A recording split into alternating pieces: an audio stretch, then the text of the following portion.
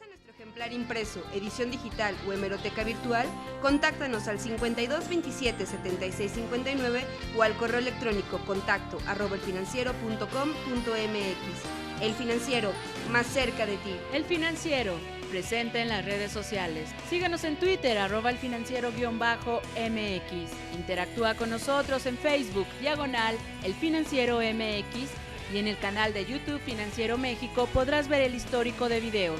El Financiero, presente en las redes sociales. Diputados aprueban impuestos para el 2014. Cámara de Senadores aprueba ley de ingresos para el próximo año. Latinoamérica podría ser el próximo Silicon Valley global. Servicios funerarios crecen entre 3 y 4% al año.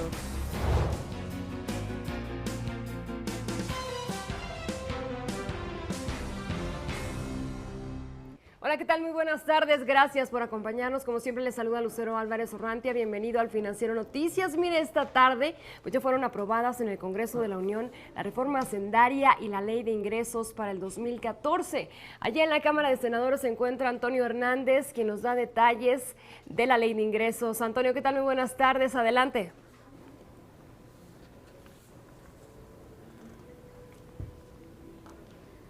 ¿Qué tal, Lucero? Muy buenas tardes. Pues está por terminar la última votación de la Cámara de Senadores de la Ley de Ingresos 2014. Te informo que se prevén recursos para el año próximo por 4.467.000 millones de pesos.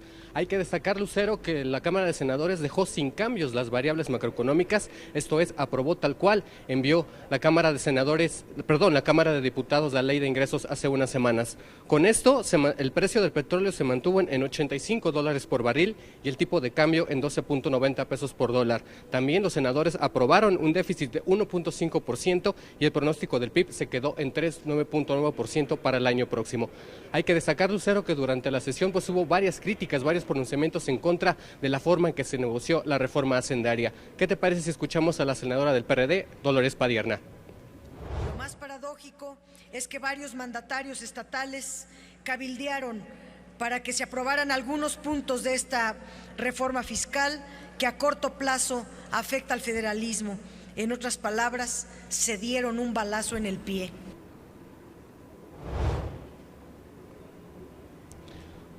Lucero, también por su parte el PAN pues mantuvo su postura crítica a la reforma hacendaria y cuestionó la forma en que el gobierno del PRI ha estado manejando las variables macroeconómicas. ¿Qué te parece si escuchamos al senador del PAN, Ernesto Cordero? La solidez económica y las finanzas públicas que el PAN entregó al gobierno del PRI, con el cual México llegó a ser considerada como una economía ejemplar entre las economías emergentes, ha quedado en el olvido. El momento de México que ustedes heredaron se ha convertido en el momento del error. Y bueno, el PRI por su parte aseguró que con estos recursos se garantiza el uso del presupuesto el año próximo, con lo cual todos los estados de todas las fracciones partidarias tendrán ingresos en 2014. Escuchemos al coordinador del PRI en la Cámara de Senadores, Emilio Gamboa. Se les va a apoyar a todos los estados de la República, aunque sean del PAN, del PRD o del PRI, se les va a ayudar a todos. Es un presupuesto que estoy seguro que los diputados, que es su función, lo van a hacer con un sentido de equidad, y lo que requerimos es mover la economía interna del país. Lucero, hay que destacar que las modificaciones que se hicieron tanto en la Cámara de Diputados como aquí en la Cámara de Senadores a la miscelánea fiscal dentro de la reforma hacendaria, pues representan una menoscabo, una reducción en los ingresos que se preveían recaudar por 12.728 millones de pesos. Lucero, este es el reporte. Contemplando un endeudamiento de 780,000 millones de pesos, que incluye, por supuesto, el 2014 y el año que sigue. Antonio Hernández, desde la Cámara de Senadores, muchas gracias.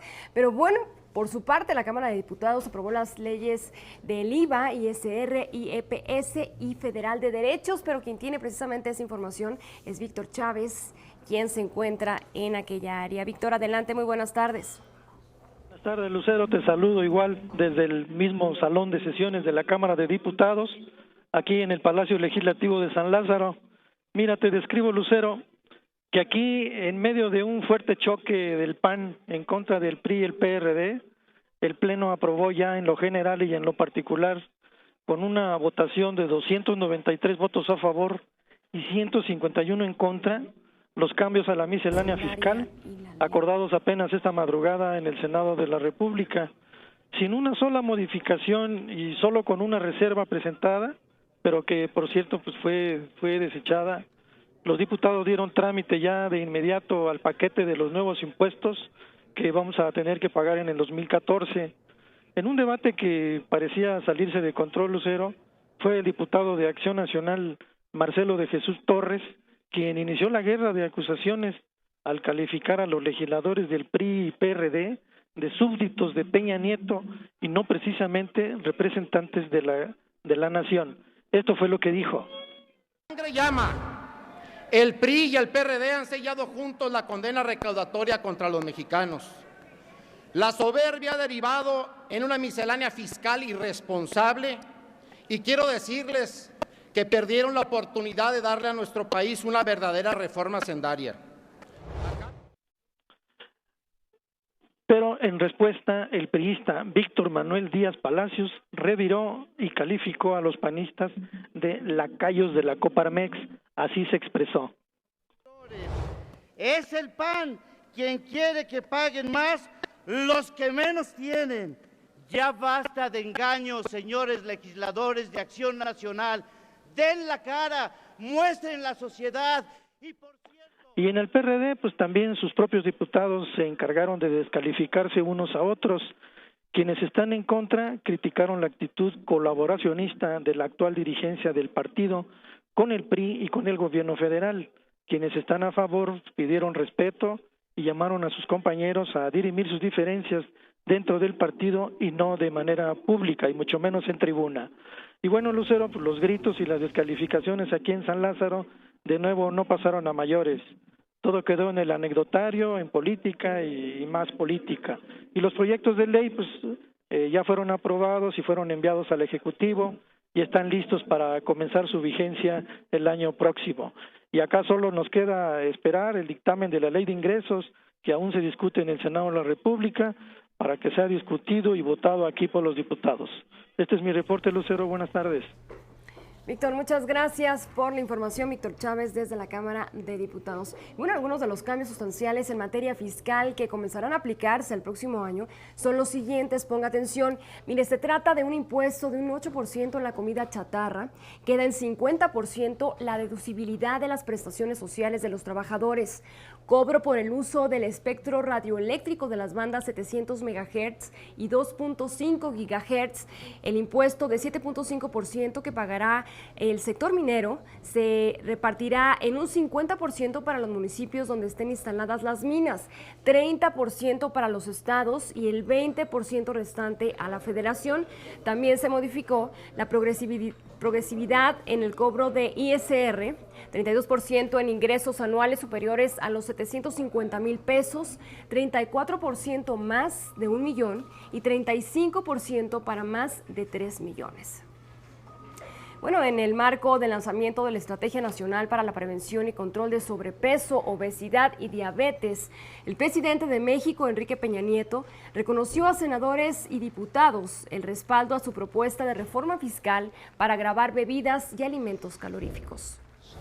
La propuesta del Ejecutivo, o a propuesta del Ejecutivo, se gravarán las bebidas azucaradas y por iniciativa de los diputados, respaldada ayer por los señores senadores, también habrán de gravarse los alimentos no básicos con alta densidad calórica. Y precisamente en esta reunión estuvieron presentes representantes de asociaciones civiles y también la iniciativa privada, como el presidente de Coca-Cola en Latinoamérica. Le hablo de Brian Smith, quien durante su discurso respaldó la propuesta del Ejecutivo. Peña Nieto aseguró además que las medidas contra la obesidad contenidas en la reforma fiscal pues no pretenden atentar contra ninguna empresa. Escuche. Hay que dejar muy en claro que estas medidas no van en contra de empresa o de industria alguna. Son a favor de lo más preciado que tenemos, la salud de nuestros niños y jóvenes. En En otro tema, y de acuerdo con el reporte de las finanzas públicas correspondiente al tercer trimestre de este año, de este 2013, periodo en el que la economía creció 1%, la Secretaría de Hacienda indicó que en la construcción privada de vivienda pues ha jugado un rol fundamental en la desaceleración. En la construcción privada estamos observando dos comportamientos muy distintos. Uno es la construcción privada de vivienda, que claramente tiene una tendencia decreciente ya desde hace varios años. No es una situación que se ha observado desde este 2013, sino que si observamos la serie, la construcción privada de vivienda ya venía con una caída secular desde hace muchos trimestres, y no esperamos que tenga un repunte todavía en los siguientes 2 o 3 trimestres. En temas de negocios, Mexichem y Oxichem, la cuarta compañía de gas más grande de Estados Unidos, anunciaron que formarán un joint venture con la participación igualitaria para poder construir una planta de etileno en Texas. La planta tendrá una capacidad de producción de 550,000 toneladas anuales, requerirá una inversión de $1,500 millones. Vamos a producir el etileno en Estados Unidos para después hacer plástico en Estados Unidos, México y Colombia y mandarlo al mundo para hacer nuestras soluciones integrales en tuberías, conexiones de PVC y otros productos. Este monto de inversión se suma a los $200 millones que aportó Mexichem a Pemex para la restauración y también mantenimiento de la planta de Pajaritos en Veracruz. Mexichem aporta $200 millones más porque se necesitaban invertir en esa planta, y entonces queda una participación de alrededor del 56% de Mexichem y 44% de Pemex. En esa proporción es como se repartirían las utilidades en su momento, ¿no? Bueno, por primera vez un estado de la República recibió una calificación en escala global. Se trata de Querétaro, que recibió de la firma Standard & Poor's la calificación BBB- con perspectiva estable. En la línea tenemos al gobernador del estado, José Calzada, a quien saludo con mucho gusto. ¿Qué tal? Muy buenas tardes. Bueno, sabemos que esta calificación ya se suma a la que obtuvo a nivel nacional, en la que, bueno, han, por supuesto, contribuido a este impulso los sectores aeronáutico y automotriz. Adelante, muy buenas tardes. ¿Qué reto representa? Sí, bueno, muchísimas gracias primero por la oportunidad, por esta entrevista. Hemos sido calificados por la empresa Standard & Poor's como BBB estable, y esto para nosotros representa algo muy importante porque hemos tratado de cuidar nuestras finanzas públicas. Hoy tenemos una baja deuda, de hecho nuestra deuda ha disminuido 5.74% en los últimos 4 años. Nosotros cuando llegamos a la administración teníamos aproximadamente 1,150 millones de pesos de deuda, y hoy tenemos 1,234, de 1,310 a 1,234. Entonces hemos disminuido de manera importante la deuda de manera sistemática, y hemos también cuidado nuestro gasto corriente, y hoy tenemos una buena calificación crediticia. Hay que cuidarla. Que contienen algunos datos de esta firma Standard & Poor's indican que la calificación del Estado está restringida por la reducida flexibilidad financiera del Estado. Esta calificación obviamente es un ejemplo para el resto del país, pero ¿qué retos enfrenta su administración? ¿Cómo puede Querétaro seguir adelante? Bueno, no excedernos en gasto, por supuesto, ser cuidadosos en cuanto a nuestro gasto público. También cada vez recaudar más ingresos propios, depender menos de la federación en la medida de lo posible. Otra medida muy importante pues es el objetivo final de cada administración estatal y de la federal, por supuesto, que es promover el crecimiento económico con equidad, que nuestras empresas crezcan, que nuestra planta productiva tenga la capacidad de generar mayores ingresos y mayor renta, y pues con eso Querétaro se distingue bien. Gobernador, muchas gracias por la comunicación, muy buenas tardes y felicidades. Les agradecemos mucho, buenas tardes, un abrazo. Ahí está José Calzada, gobernador del estado de Querétaro. En otro tema, le cuento que Urbi, Omex y Geo no han reportado en sus últimos estados financieros a la Bolsa Mexicana de Valores y bueno, sus títulos ya están suspendidos por ese incumplimiento. Saludo aquí en el estudio con mucho gusto a Claudia Holguín para hablarnos precisamente de este tema. Claudia, ¿qué tal? Muy buenas tardes. ¿Qué tal? ¿Cómo estás? Gracias por acompañarnos. Pues, ¿cuál es la perspectiva para estas empresas en relación a ventas para este y el próximo año? Desde luego no es un futuro prometedor, al menos el que corresponde a estas empresas que mencionas. Diría que aunque no son parte, digamos, del mismo resultado negativo, sí hay un efecto, digamos ahí, un efecto multiplicador respecto al impacto negativo que tiene el comportamiento que han tenido estas compañías a lo largo de los últimos meses, producto simplemente de un modelo de negocio que no ha podido seguir y que ha provocado varios factores. Un daño a los bancos, que son los principales acreedores, daños a las metas de cumplimiento del programa gubernamental de colocación de créditos y desde luego lo que representa entre la comunidad inversionista institucional y sobre todo la internacional ese resultado negativo. No es en suma, a tu pregunta respondo, un resultado positivo que pueda estar vislumbrando un escenario tal vez de una luz al final del túnel. Claudia, estamos hablando de 3 empresas grandes en relación a vivienda. ¿Crees que salgan libradas bien? Se ve complicado, mira, se ve complicado porque en la estructura de su modelo de negocio hay 2 factores que son importantes. Uno, la deuda, que es un tema que el no reportar a la bolsa, el ser deslistadas del mercado bursátil, impide que continúe este proceso de transparencia respecto a qué estado guardan sus resultados financieros. Y por otra parte, no es positivo porque cambiaron las reglas del juego. Justo el 23 de febrero pasado se establecieron nuevas normas respecto a lo que serían las reglas para otorgar subsidios. No hay que olvidar que estas compañías, recapitulamos, Omex, Urbi, Hogar, Sare y Ara, son compañías que constituyen el índice Hábitat y que muy buena parte de su razón de ser la obtienen a través de los recursos que se canalizan a través de los institutos. Me refiero Infonavit y Fobiste. Al entrar una nueva regla de otorgamiento de créditos o de subsidios, la situación cambia y por ende el modelo de negocios no se le ve sustentabilidad, al menos en el mediano plazo. Claudia, muchas gracias por compartir con nosotros esta información. Al contrario, muy buena tarde. Muy buenas tardes. Bueno, otro tema, aceleradoras de negocios e inversionistas se reunieron en el Mobile Summit para detonar inversiones en toda Latinoamérica. Vean. La inversión en empresas de tecnología en Latinoamérica puede representar mayores dividendos para los inversionistas que los instrumentos tradicionales debido al potencial de crecimiento que experimentará la región en la siguiente década. De gente que sabes que tiene dinero y no necesariamente millonarios, gente que puede tener 100,000 pesos en los CETES, o a lo mejor tienen 500,000 pesos en los CETES, les decimos, oye, ¿por qué no sacas de los 500,000 pesos en los CETES, sacas 100,000? Inviértelos en emprendedores. ¿Y sabes qué vas a lograr? No nomás retornos más interesantes que los CETES, sino vas a ayudar a este país, vas a ayudar a esos emprendedores para generar empleo, para generar crecimiento económico. En la región, México se destaca por los cambios que experimenta a nivel del marco legal y por la cantidad de personas con acceso a conectividad móvil. Internacionalmente se le conoce como el Momentum mexicano. There's a lot of very talented entrepreneurs here in Mexico, and I think now is the time for them to really capitalize on this opportunity and make an impact beyond Mexico. El acceso de los latinoamericanos a servicios de banda ancha, tanto doméstica como móvil, no es solamente un tema de conectividad. Durante 2010, el uso de Internet y la venta de teléfonos celulares le representó a los gobiernos latinoamericanos ingresos por $48,000 millones por concepto de impuestos y concesiones. De aquí a 10 años, el sector de la movilidad esté generando, no sé, el 15% del PIB.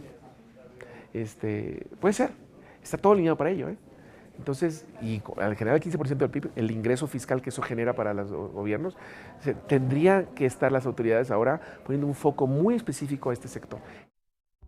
Cifras de la aceleradora de negocios Endeavor demuestran que por cada 10% de incremento en acceso a banda ancha, se genera un alza promedio de 3.19% del Producto Interno Bruto de un país, se incrementa en 2.61% la productividad y la oferta de empleo aumenta en 50%.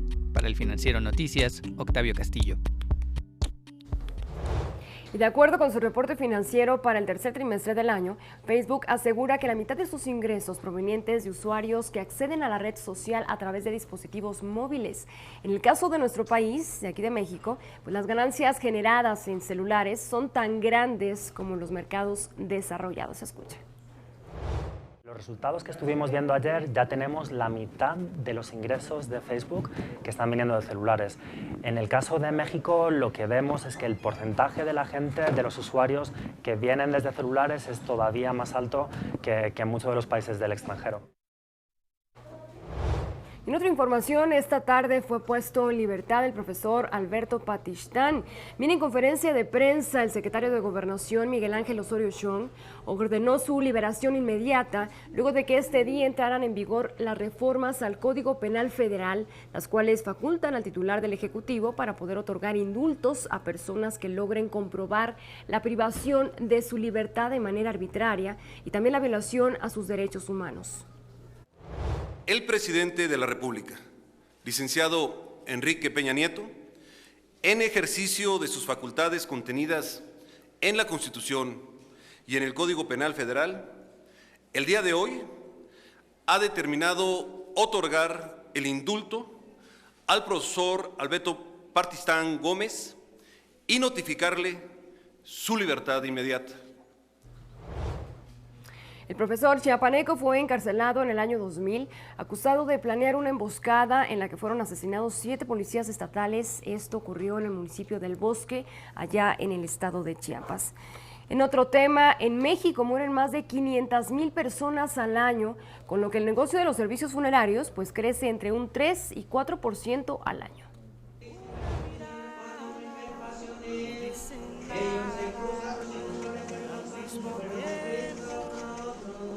El repique de las campanas puede significar júbilo, pero también muerte. Sobre esta, a partir de que la Iglesia Católica aprobó la cremación, este servicio ganó terreno sobre la inhumación en los últimos años. Hoy, de acuerdo con empresas que ofrecen servicios funerarios, la cremación representa hasta el 80% de los servicios. México, Guadalajara, Monterrey son los líderes a nivel nacional en esta migración de lo que era inhumación a cremación.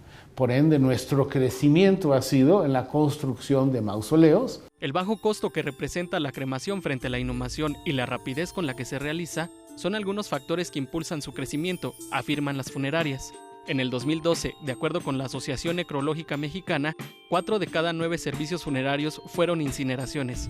La tendencia va en aumento. La tendencia en los servicios funerarios ha cambiado de hace más o menos 20 años para acá, que ha habido una aceptación por el servicio de cremación, más sin embargo mucho es por la sobresaturación que tienen los panteones tanto municipales como privados. Una cremación tiene un costo promedio de 7,500 pesos, de acuerdo con la Asociación de Propietarios de Funerarias y Embalsamadores del Distrito Federal. Para atender la demanda, las agencias apuestan por incrementar sus espacios para nichos. Funerarias como Galloso destinarán 24 millones de pesos a esta tarea. J. García López invertirá hasta 60 millones de pesos en los próximos 3 años. Es un mercado que uno debe estar con innovación y sobre todo estar pendiente de, en este caso, el dolor humano, ¿no? Realmente no somos un negocio donde tenemos que tener mucha sensibilidad. En México, solo el 3.5% de la población cuenta con un paquete de previsión, lo cual hace que la mayoría de los usuarios tengan que pagar un sobrecosto por este concepto, cuando la contratación del servicio es de emergencia. Para el Financiero Noticias, Francisco Velázquez. Los servicios funerarios, un negocio que crece aquí en nuestro país. Muchas gracias por acompañarnos. Hasta aquí la información más relevante de esta tarde. Soy Lucero Álvarez, a nombre de todo el equipo. Gracias por acompañarnos. Nos vemos mañana en punto de las 9 de la mañana. Tenemos más noticias. Gracias.